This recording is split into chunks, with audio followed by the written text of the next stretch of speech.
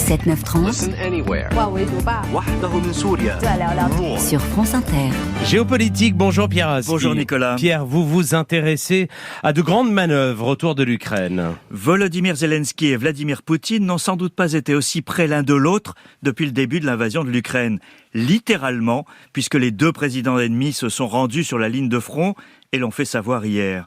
Pour Zelensky, ce n'était pas une première, mais pour Poutine, oui. Et l'événement est suffisamment mis en scène pour qu'on s'y arrête. Quel est le message, à la fois par rapport au terrain militaire, mais aussi par rapport aux dernières évocations d'une négociation? Les deux camps n'ont pas le même agenda. Le président ukrainien prépare sa contre-offensive de printemps, annoncée bien à l'avance afin de pousser aux livraisons d'armes occidentales. Les chars sont arrivés et même des avions ex-soviétiques livrés par les pays d'Europe de l'Est. La fuite des documents du Pentagone ces derniers jours révélait d'ailleurs une date d'attaque, le 30 avril, sans doute improbable après la fuite.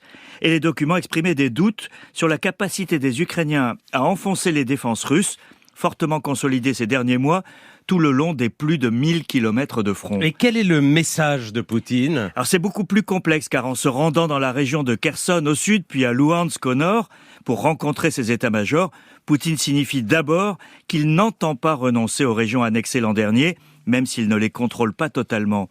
Ce préalable est important car il est conforme à l'attitude de Moscou vis-à-vis d'éventuelles négociations. Prêt à négocier, oui, mais sur la base des acquis territoriaux effectifs qui, eux, ne sont pas négociables. 2 jours avant la venue de Poutine, Evgeny Prigojine, le chef de Wagner, dont on sait qu'il a mené l'essentiel des combats et subi de lourdes pertes dans la bataille de Bakhmout, a fait une sortie remarquée. Il a déclaré qu'il était nécessaire de mettre un terme à l'opération militaire spéciale et de proclamer que la Russie a rempli ses objectifs.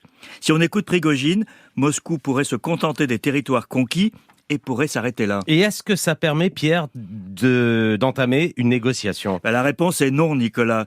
Ça n'est pas acceptable pour l'Ukraine qui n'entend pas sacrifier la moindre once de territoire après tout ce qu'elle a subi depuis plus d'1 an. Mais c'est toute l'ambiguïté des évocations de négociation et de médiation émises ces jours-ci par la Chine, rejointe par le Brésil de Lula. Le chef de la diplomatie russe, Sergueï Lavrov, était lui-même hier au Brésil, où il a salué les efforts diplomatiques. L'ambiguïté réside dans le fait qu'en présentant une offre de médiation à un moment où la Russie contrôle toujours les territoires conquis, on fait passer l'Ukraine comme l'empêcheur de paix.